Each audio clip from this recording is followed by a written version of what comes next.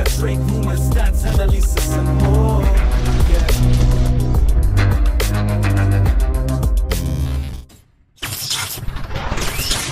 Nais ni LeBron mga kabasketball ng isang maikling extension, ngunit ang Lakers ay never negotiated, na lumilikha ng tension ahead of the new season. Si LeBron James at ang Lakers mga kabasketball ay maaaring magtungo sa isang standoff. Ayon sa league insiders, si James mga kabasketball ay pushed for a short 1+1 na extension ngayong summer, ngunit tumanggi ang Lakers na mag-offer, leaving the 40-year-old superstar frustrated, habang pumapasok siya sa kanyang ika-23 season.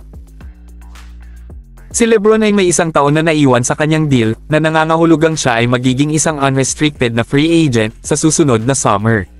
Sa ngayon, ang pinagkasunduan mga kabasketball ay nais ni James na manatili sa Los Angeles, ngunit ang Lakers ay handa na para sa isang potential split, at magkakaroon sila ng isang malaking desisyon na gagawin, in July 2026.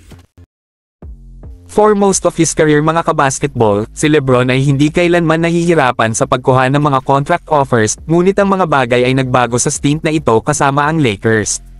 Pagpunta sa kanyang 8th season, kasama ang prangkisa, ang kanyang role mga kabasketball, ay lubos na naiiba kaysa sa kung ano ito dati, at ganoon din ang kanyang value.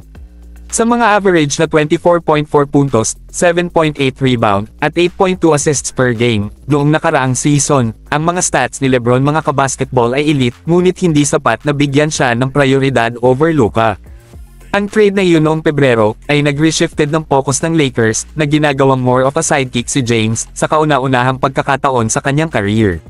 Siyempre, natakpan din nito ang kanyang basketball future. Sa 40 taong gulang, ang LeBron's NBA lifespan ay nasa fringe na, ngunit ang uncertainty lies ahead, ay nagbibigay lamang sa kanya ng isa pang reason, to call it quits next summer. Para sa Lakers, ang paparating na season na ito, ay matukoy kung ano ang susunod kay LeBron. If he plays up to his standards, at gumawa ng mga notable contributions sa court, maaaring sapat na para kay Rob Pelinka na muling mag-sign sa kanya sa isa pang short-term deal.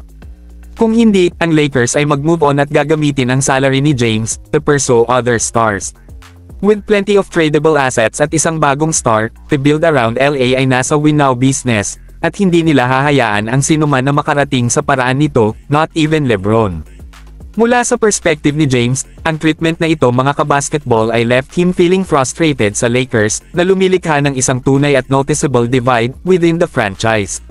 Ngayon, pagkatapos ng 22 years sa NBA, nahaharap si LeBron sa pag-asang umalis sa Lakers, at sumali sa isang bagong team sa kauna-unahang pagkakataon, in 7 years. Regardless of how it plays out, ibibigay ni LeBron ang lahat sa 2025 hanggang 2026, na may pag-asang bumalik sa contention, at buying himself more time to play sa Los Angeles.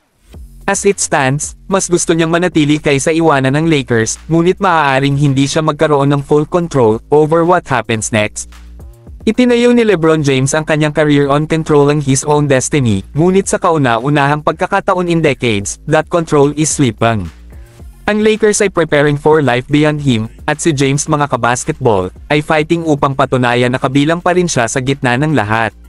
Nanatili man siya sa Los Angeles, o ends up writing one final chapter elsewhere, ang season na ito, ay maaaring isa na tumutukoy kung paano natapos ang kanyang legendary career.